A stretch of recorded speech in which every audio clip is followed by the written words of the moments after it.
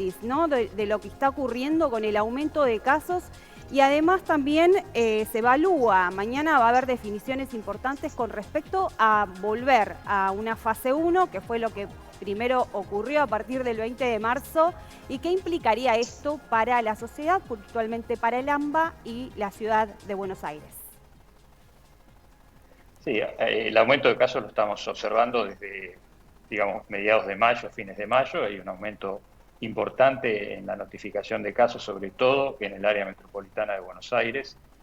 En el interior, en menor medida, pero también están ocurriendo pequeños incrementos de casos en algunas situaciones, como en la provincia de Chaco, en mayor medida, pero digamos que el mayor impacto, más del 90% de los casos, acá en Capital y Gran Buenos Aires. Las medidas de distanciamiento social son justamente para evitar una mayor crecida en el número de casos, y estas medidas que yo no conozco con precisión qué es lo que se va a implementar, eso lo define finalmente el Gobierno Nacional y el de la Ciudad de Buenos Aires y el de la provincia, pero indudablemente alguna medida que permita, digamos, que el distanciamiento social se cumpla adecuadamente, que es la única herramienta que tenemos por ahora, sería, digamos, algo que en este momento parece necesario, teniendo en cuenta el incremento del número de casos que puede en algún momento llegar a saturar la disponibilidad de todos los establecimientos de salud, tanto públicos como privados. Eso no se puede saber ahora, pero si uno proyecta el incremento de casos que estamos teniendo, es una posibilidad que ocurra. Lo que pasa es que es muy difícil saber si uno ya está en el pico de la curva, como se dice habitualmente, o esto puede seguir creciendo. En realidad, si uno considera que la mayoría de la población es susceptible, o sea que es capaz de adquirir el virus, puede seguir creciendo. Lo que se ha visto en otros continentes, como por ejemplo en el continente europeo, que sin haberse infectado la mayor parte de la población, al contrario, con un porcentaje pequeño de la población infectada, la epidemia empezó a bajar la curva. Esto no se sabe exactamente por qué, pero probablemente todas las medidas de distanciamiento social hayan tenido un impacto de manera tal que el virus en algún momento deja de transmitirse cuando no encuentra personas para ingresar, digámoslo así. Entonces, esa es la herramienta fundamental. No sé si esto significa cambiar de fase o no, sino a lo mejor ajustar lo que se está haciendo ahora. Pero ya les digo, esas son medidas que el gobierno va a tomar, los tres gobiernos, el de Nación, provincia y Cava, para definir cuál es la mejor manera de que el distanciamiento social se pueda cumplir de la mejor forma posible, ¿no? Preguntar por las certidumbres. Hay muchísimas cosas que, como usted dijo en sus palabras recién, de las que no hay certidumbre. ¿Hay una certidumbre que si, por ejemplo, el AMBA cierra 2 semanas a partir de la semana que viene, la situación se podría controlar? ¿O es un camino que no nos puede dar certidumbres?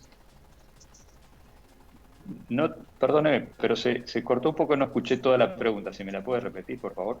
Sí, cómo no, doctor. Imaginemos que el gobierno nacional, junto con el provincial y el de la ciudad, toma una resolución de cerrar durante 2 semanas el AMBA y tener una cuarentena más estricta de la que tenemos hoy.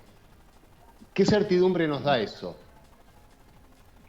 Mire, digamos, certidumbre es muy difícil. Nadie le va a poder asegurar nada en una pandemia que es algo inusitado e inédito en el mundo, que se van adoptando distintas medidas. Lo que sabemos, como le decía antes, que todo lo que disminuya el flujo y el contacto de la gente entre sí, seguramente va a ser de ayuda. Ahora, ¿cuánta certidumbre usted le puede dar a estas medidas? Es muy difícil, no creo que nadie se lo pueda decir, pero me imagino que estas medidas están orientadas hacia eso, a disminuir la aglomeración de gente, el contacto de la gente, porque esta es una enfermedad que se transmite cuando la gente está cerca, cuando la gente no puede cumplir con las medidas de distanciamiento social o no puede utilizar las medidas de aislamiento o no se puede lavar las manos con frecuencia. Esto ocurre más frecuentemente en ambientes cerrados, y sobre todo ahora estamos en invierno, eso ocurre con más frecuencia también. Entonces, son medidas que tienden a disminuir todos los factores que facilitan la transmisión. ¿Cuánto van a impactar esas medidas? Es muy difícil de decir. Uno piensa que medidas que, ya le digo, disminuyan la aglomeración de gente y el contacto de la gente seguramente van a tener un impacto, pero es difícil saber cuánto. Ujú.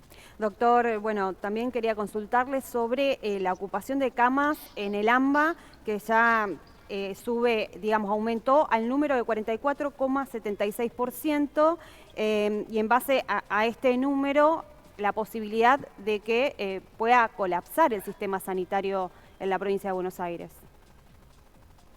Bueno, justamente lo que decíamos al principio, es decir, lo estamos viendo, nosotros también acá en Capital, un aumento en la demanda, en el número de casos detectados, y eso aumenta el requerimiento de camas que no son de alta complejidad, pero también las de alta complejidad también van proporcionalmente después ocupándose, así que uno tiene que tomar previsiones, no puede esperar a que esto llegue a un límite que no se pueda operar más o tener disponibilidad de camas, sino que tiene que actuar antes. Entonces, entiendo que las medidas que se tomen van a ir dirigidas a eso, a tratar de disminuir la velocidad de ascenso de la curva como para permitir que esa situación se pueda acomodar mejor y poder atender adecuadamente a todos los pacientes que lo requieran en los distintos niveles, no solo en alta complejidad, sino también en pacientes que no tengan gravedad, pero que requieran una internación.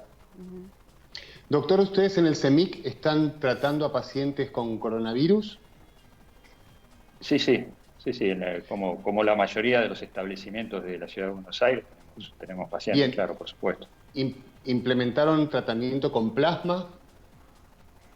Nosotros tenemos un protocolo de plasma de convalecientes que, como ustedes saben, las personas que hayan tenido COVID-19 generan anticuerpos, y esos anticuerpos, transfundiéndosela a una persona que está en una situación de enfermedad aguda, pueden ayudar a que esa persona se recupere. Ahí todavía esto está, digamos, en investigación. Nosotros tenemos justamente un estudio para determinar la seguridad y la eficacia de este tratamiento, pero lo estamos utilizando. CEMIC tiene experiencia en el plasma de convaleciente con el virus Junín, el de la fiebre hemorrágica argentina, hace varios años. Y bueno, es un tratamiento que se está también investigando y utilizando en distintos lugares del mundo. En China ha habido varias experiencias, en Estados Unidos hay experiencias, están llevando a cabo experiencias con un número de gente muy importante, así que es una alternativa de tratamiento muy, muy interesante y que ojalá nos permita tener una herramienta que mejore a los pacientes, porque aunque no tengamos una vacuna, si nosotros logramos controlar las formas más graves de la enfermedad, seguramente esto va a tener un gran impacto en la enfermedad también, ¿no? Doctor, bueno, consultarle también sobre lo que está ocurriendo con la sociedad, digamos, en esto de se nota una desobediencia o una minimización en cuanto a los contagios o a lo que puede producir. Mientras tanto, no le toque a uno o al ambiente, al círculo íntimo de una persona, es como que se ve el coronavirus de lejos, que le pasa al otro, pero no me pasa a mí. Digamos, ¿cuál es la mirada médica con respecto a esto? Sí, yo creo que el cansancio de la gente es entendible para el que no está en el ámbito de la salud, ¿no? Es decir, los que estamos en el ámbito de la salud tenemos muy claro lo que está ocurriendo y sabemos que esto, en este momento estamos en una situación, reitero, no es lo mismo todo el país, pero acá en Capital y Gran Buenos Aires, que requiere de mucho trabajo de parte nuestra, de mucho trabajo de todo el equipo de salud, de también exposición de los trabajadores de la salud. Es decir, que para nosotros este es un momento muy, muy importante, que a veces, como ustedes decían, la gente que no está en el ámbito de la salud no lo ve, y además, como ya llevamos varios meses de cuarentena y de medidas que hacen que la gente se aburra un poco o tal vez desjerarquice o subestime lo que está ocurriendo con la enfermedad. Además, escuchan noticias de afuera, donde en Europa ya se liberaron un montón de actividades, pero bueno, la situación es distinta. Yo creo que nosotros ahora, en Capital y Gran Buenos Aires, estamos en el punto crítico, y es muy importante que la gente sepa que ahora es cuanto más se tienen que cuidar. Es decir, si la cuarentena nos sirvió para mejorar el sistema de salud, no sé si ustedes se acuerdan que al principio no había ni siquiera alcohol en gel, ahora tenemos más elementos de protección. Por supuesto que no en todos lados está disponible todo, pero estamos mejor que antes de la cuarentena.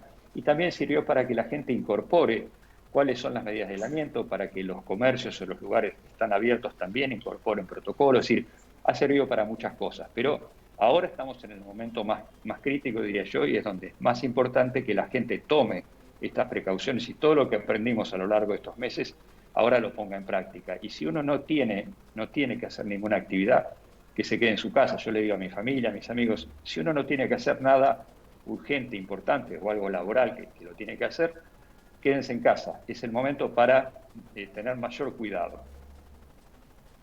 Seguramente se lo han preguntado muchas veces, se lo voy a volver a preguntar yo. ¿Cuáles son los síntomas para hacer un llamado para iniciar un protocolo por coronavirus? ¿Cuáles son los síntomas que puede tener cualquier persona? Bueno, hoy en los criterios de definición de caso en el ámbito del área metropolitana de Buenos Aires incluye fiebre de 37,5, dolor de garganta, tos, dificultad respiratoria, pérdida del olfato, pérdida del gusto. Con dos de esas manifestaciones, cualquiera de esas dos, ya la persona es un caso sospechoso, se transforma en un caso sospechoso, debe concurrir a un centro de salud, le deben tomar una muestra y se debe, practicar el aislamiento. Así que esa es la situación actual.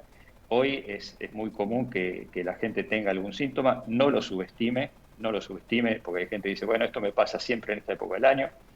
En esta época del año normalmente tenemos otros virus respiratorios que no son COVID, pero debido a todas las medidas de aislamiento se ve muy poca circulación de otros virus. Por ejemplo, el virus de la bronquiolitis de los chicos o el virus del mismo de la gripe, prácticamente no los estamos viendo porque estas medidas que estamos tomando son muy efectivas. Lo que pasa es que este es un virus totalmente nuevo, el del COVID. Entonces, a pesar de todas las medidas, se puede transmitir. Entonces, los otros virus no se están viendo y, como le dije antes, hay que tratar de que la gente no subestime los síntomas. En cuanto vea que tiene síntomas, consulte porque hay que tomar una muestra, aislarse para no seguir transmitiendo. Hay que recordar que hay personas que son jóvenes, que están muy bien, pero por ahí toman contacto o conviven con personas de edad avanzada o personas que están en los grupos de riesgo. Y en esos casos la transmisión del virus puede traer alguna consecuencia mayor. Entonces es importante justamente la consulta con esos síntomas que yo les señalaba a partir de la pregunta de ustedes. Doctor, bueno, también quería preguntarle, hablaba antes sobre el tratamiento del plasma para la recuperación en pacientes con COVID-19 y qué pasa también con el suero de caballo, que según se avanzó científicamente podría ser utilizado para mitigar la enfermedad. Sí, entiendo que este es un desarrollo que se hizo acá en nuestro país, en Córdoba. En principio es el mismo, lo único que acá que genera anticuerpos es un animal, en este caso el caballo, que genera anticuerpos frente a una parte del virus del COVID, y esos anticuerpos servirían de la misma forma que servirían los del plasma. Lo que pasa es que esto hay que demostrarlo. Por ahora los ensayos en el laboratorio han sido positivos y favorables. Ahora hay que hacer un estudio en seres humanos, pero seguramente es una muy buena alternativa que se basa en el mismo principio que el plasma de convaleciente, o es muy parecido el sistema, porque es darle a una persona anticuerpos. Esos anticuerpos hacen que esa persona atraviese la etapa de la enfermedad con mejor respuesta. Esa es la intención. No digo que ya esté comprobado que sea así, pero esa es la intención. Los anticuerpos después el organismo los elimina y a uno no le queda, digamos, una memoria inmunológica de eso. Pero por lo menos los anticuerpos ayudaron a que esa persona atraviese mejor la enfermedad. Lo que hay que ver, también hay que comprobar si esa persona enferma que le dimos anticuerpos, ya sea a través del plasma o a través del suero equino, esa persona genera sus propios anticuerpos que potencialmente la pueden seguir protegiendo por largo tiempo. Eso también es un tema que hay que investigar. Bueno, no sé, Mariano, si querés preguntar algo más. ¿Cómo está observando lo que está sucediendo en Europa, por ejemplo, donde hay avances y hay retrocesos? Es nuestro futuro en un punto. Sí, en Europa la situación es, por suerte, bueno, ellos además están en verano, lo cual tiene un elemento positivo, que nosotros ahora acabamos de entrar en el invierno. En el invierno los lugares, como creo que mencioné antes, están más cerrados y el ambiente cerrado favorece la transmisión del virus. En Europa eso ahora no ocurre porque están ya en el verano. Europa ahora un tercio, por lo menos de los casos, casi un tercio, provienen de la Federación Rusa, de Rusia, pero ya hay países como España donde tienen muy pocos casos, pero hay que estar muy atentos porque, como les dije antes, los estudios muestran que hay muy poca porcentaje de la población que se infectó. ¿Por qué se detuvo la epidemia? ¿Por qué bajó la curva en Europa? Es un tema que seguramente en el futuro vamos a aclarar, pero no significa que todo el mundo se haya infectado, sino que se detuvo por seguramente las medidas de distanciamiento social. Entonces, hay una gran proporción de la población que es susceptible. Susceptible quiere decir que puede adquirir la infección si se dan las situaciones propicias para eso. Entonces, yo creo que hay que estar muy vigilante, muy atento. Si aparecen casos como apareció ahora en Beijing, en China, que están teniendo un brote a partir de un mercado en China con casos todos los días. China venía con muy pocos casos todos los días y desde hace una semana tienen 50, 45 casos todos los días. Es decir que es muy difícil de controlar. Por lo tanto, hay que estar muy atento y tratar de, en cuanto aparezca, me estoy hablando de Europa, ¿no? En cuanto aparezca un caso, ir a aislarlo, aislar a los contactos estrechos, porque si no puede resurgir en pequeños brotes en distintos lugares. Muy bien, doctor, muchísimas gracias por haber compartido su tiempo aquí con nosotros en Resumen Parlamentario. Seguramente vamos a seguir hablando, lo vamos a contactar nuevamente para continuar hablando sobre lo que ocurre con el coronavirus. Gracias por haber estado con nosotros. No, gracias a ustedes. Buenas tardes. Buenas tardes.